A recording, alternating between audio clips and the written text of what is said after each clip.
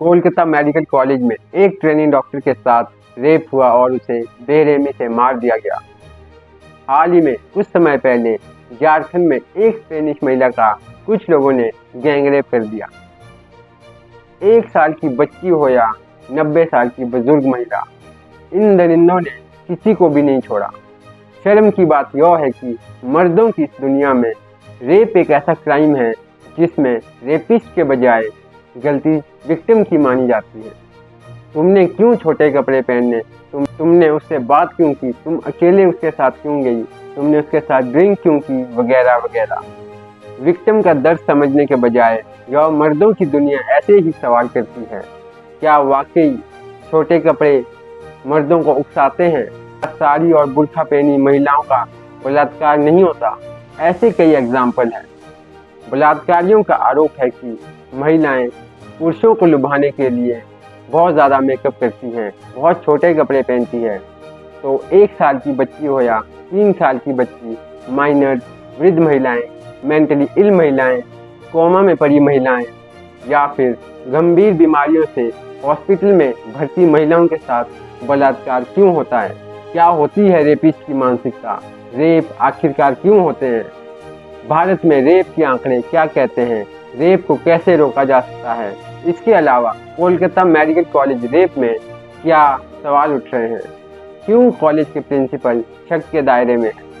Police ने अपना काम ईमानदारी से क्यों नहीं किया? इन सारे पॉइंट्स पर आज डिस्कस करते हैं इस पूरी वीडियो में। वीडियो को लास्ट तक जरूर देखें। आप देख रहे हैं इनक्रेडिबल ट्रैवलर का खास शो केस स्टडी।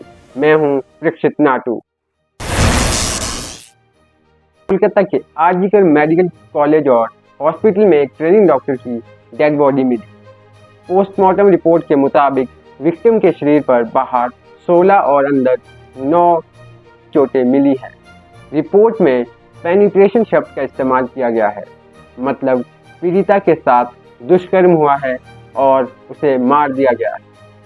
पुलिस ने भारतीय न्याय संहिता NBS के तहत सेक्शन 103(1) हत्या और सेक्शन 64 बलात्कार के तहत केस दर्ज किया है। पुलिस ने भारतीय न्याय संहिता NBS के सेक्शन 103(1) हत्या और सेक्शन 64 बलात्कार के तहत केस दर्ज किया और माना कि यह रेप और हत्या का मामला है।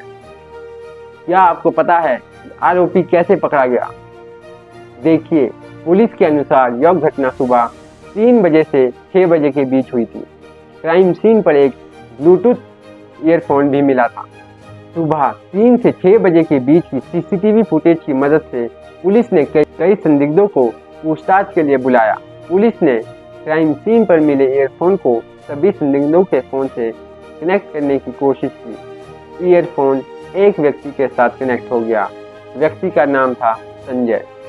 पूछताछ के दौरान संजय ने रेप और मर्डर की बात कबूल ली है। ये अभी हिरासत में है, लेकिन मामला इतना सीधा नहीं है जितना दिख रहा है। कोलकाता की घटना को लेकर पूरे देश के मेडिकल कॉलेज में विरोध है। कई गंभीर सवाल ऐसे हैं जिसके जवाब अभी तक नहीं मिले हैं। यहाँ तक कि मेडिकल कॉलेज के पूर्व प्रिंसिपल संदीप घोष भी इस मामले में फंसे नजर आ रहे हैं। रेजिडेंट डॉक्टरों का आरोप है कि आरजीकर मेडिकल कॉलेज की सुरक्षा में खामी है। डॉक्टरों ने कहा कि उन्होंने हॉस्पिटल परिसर में CCTV कैमरा की संख्या बढ़ाने और 24 घंटे निगरानी की मांग की थी, लेकिन मैनेजमेंट की तरफ से इस पर कोई ध्यान नहीं दिया गया। इसी कॉलेज के प्रिंसिपल है संदीप घोष। यहाँ तक कि घोष के खिलाफ मानव अंगों की तस्करी को संरक्षण देने के आरोप भी लगते रहे हैं। ऐसा नहीं है कि मुद्दा उठा नहीं है, कई बार मुद्दा उठा, लेकिन संदीप घोष की ऊंची पहुंच के चलते मामले दबा दिए गए। कथित तौर पर संदीप घोष एक बड़ा राजनीतिक रसूल रखते हैं। कहा जाता है कि इनके एक आदेश पर हजारों गुंडे हाजिर हो जाते हैं। आपने भी आरजीकर मेडिकल कॉलेज का एक वीडियो देखा होगा जहां भीड़ ने आकर जमकर उत्पात मचाया था और तोड़फोड़ की थी। डॉक्टरों के एक संगठन प्रोटेक्शन द वॉरियर ने कहा था कि 14 अगस्त को तोड़फोड़ के बाद भीड़ ने महिला डॉक्टरों को धमकी दी कि अगर उन्होंने घटना की शिकायत की तो वही हश्र होगा जो विक्टिम का हुआ था। क्या ये भीड़ संदीप घोष ने बुलाई थी? यह तो कई सवालों में से सिर्फ एक सवाल है और ऐसे सारे सवाल हॉस्पिटल प्रशासन और प्रिंसिपल के इर्द गिर्द घूम रहे हैं। सीबीआई कई दिनों से संदीप घोष से पूछताछ कर रही है, लेकिन ऐसे कई सवाल हैं जिसके जवाब उनसे नहीं मिले हैं। सीबीआई के एक अधिकारी ने बताया कि घोष यह नहीं बता पा रहे हैं कि उन्होंने डेड बॉडी की सूचना मिलने के बाद पुलिस को 2 घंटे देरी से सूचना क्यों दी। जब पता चल गया था कि यह दुष्कर्म और हत्या का मामला है तो एफआईआर रात को 11:45 पर क्यों दर्ज की गई? प्रिंसिपल इसे सुसाइड बताने पर क्यों तुले हुए थे? सीबीआई जांच में ये भी पता चला है कि इस केस में जानबूझकर सबूत मिटाए गए। यह भी गंभीर आरोप है। खुद सोचिए, कॉलेज में इतना गंभीर अपराध हुआ और डेड बॉडी की सूचना मिलने के बाद दूसरे डॉक्टर्स और कर्मचारियों को सेमिनार हॉल में जाने की इजाज़त कैसे दे दी गई? यह भी एक बड़ा सवाल है कि सेमिनार हॉल की दीवार तोड़कर अगले दिन ही मरम्मत का काम कैसे शुरू हो गया? क्या यह भी सबूत मिटाने की कोशिश थी? आखिर प्रिंसिपल संदीप घोष क्या और क्यों छिपा रहे हैं? रेप एंड मर्डर का मामला बहुत ज़्यादा उलझा हुआ है। इस केस में स्थानीय पुलिस की भूमिका भी शक के घेरे में है। सीबीआई कह रही है कि पुलिस ने मौत का मामला टाइम से दर्ज नहीं किया। सीबीआई पता लगा रही है कि क्या घोष के कहने पर ऐसा किया गया था। देश में इतनी गंभीर लापरवाही हुई तो सुप्रीम कोर्ट कैसे चुप बैठ सकती थी? कोर्ट ने कहा, हमें हॉस्पिटल जैसे वर्किंग प्लेस की सिक्योरिटी फिक्स करने के लिए एक राष्ट्रीय सुरक्षा प्रोटोकॉल डेवलप करना चाहिए। चीफ जस्टिस ऑफ इंडिया ने डॉक्टरों की सुरक्षा के मुद्दे पर 10 सदस्यीय नेशनल टास्क फोर्स का गठन भी किया है। कोर्ट ने नेशनल टास्क फोर्स को 3 हफ्ते में अंतरिम रिपोर्ट और 2 महीने में अंतिम रिपोर्ट देने को कहा है। कोर्ट ने सीबीआई और पुलिस को भी स्टेटस रिपोर्ट पेश करने के लिए कहा। इसके अलावा चीफ जस्टिस ऑफ इंडिया ने आरजीकर मेडिकल कॉलेज और छात्रावास की सुरक्षा सीआईएसएफ को सौंपने का आदेश भी दिया है। कोलकाता में हुई इस घटना ने एक बार फिर से इस मुद्दे को बता दिया है कि आखिरकार बलात्कार की वजह क्या है। रेप को लेकर समाज की आम सोच यही है कि रेप अनकंट्रोल्ड सेक्सुअल डिजायर का रिजल्ट है, यानी अनियंत्रित काम इच्छा। यह सेक्सुअल डिजायर इम्पल्सिव होती है और किसी भी व्यक्ति के दिमाग पर जबरदस्त तरीके से हावी हो जाती है। रेप के ज़्यादातर मामलों में यह भी देखा गया है कि रेपिस्ट का पीयर ग्रुप यानी उसके आसपास के लोग और मित्र मंडली भी उसी मानसिकता से जुड़ी हुई होती है। यही वजह है कि हम गैंगरेप जैसी घटनाओं के बारे में सुनते हैं।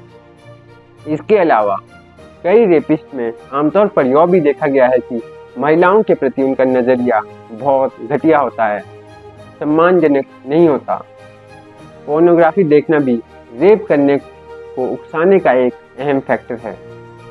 इसके अलावा ड्रग्स का ज़रूरत से ज़्यादा सेवन यह भी रेपिस्ट तैयार करने में बड़ी भूमिका निभाते हैं।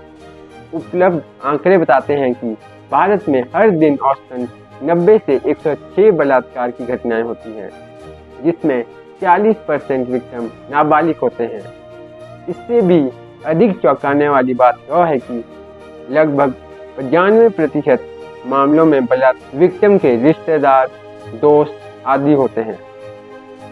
राष्ट्रीय अपराध रिकॉर्ड ब्यूरो की एनसीबीआर की 2022 की रिपोर्ट के अनुसार दिल्ली महिलाओं के लिए सबसे असुरक्षित शहर है।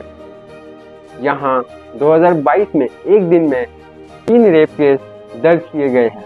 वहीं पूरे भारत में 2022 के आंकड़े के अनुसार 31,516 बलात्कार के मामले दर्ज किए गए हैं। आखिर बलात्कार को कैसे रोका जाए? एक सर्वे के अनुसार जिन बंदों ने रेप किया है उनसे जब पूछा गया तो एक कॉमन बात सामने आई है। उनमें स्कूली स्तर पर सेक्सुअल एजुकेशन में कमी देखी गई है। इसीलिए सबसे पहले तो स्कूली स्तर पर सेक्सुअल एजुकेशन को फ्री कर देना चाहिए। लोगों को देखने का नज़रिया बदलना होगा। कोई कैसे भी कपड़े पहने, लोगों की मानसिकता पॉजिटिव रहनी चाहिए। मेडिटेशन करिए, घूमिए, स्पिरिचुअलिटी पे थोड़ा ध्यान दीजिए, अच्छे विचार लाइए। कहते हैं तभी देश में तभी पॉजिटिव थॉट्स आएंगे, तभी कई हद तक देश में रेप जैसी घटनाएं कम हो जाएगी। आज के लिए इस वीडियो में इतना ही। मिलते हैं दूसरी वीडियो में। अगर वीडियो अच्छा लगे तो इसे लाइक शेयर सब्सक्राइब ज़रूर करें। धन्यवाद।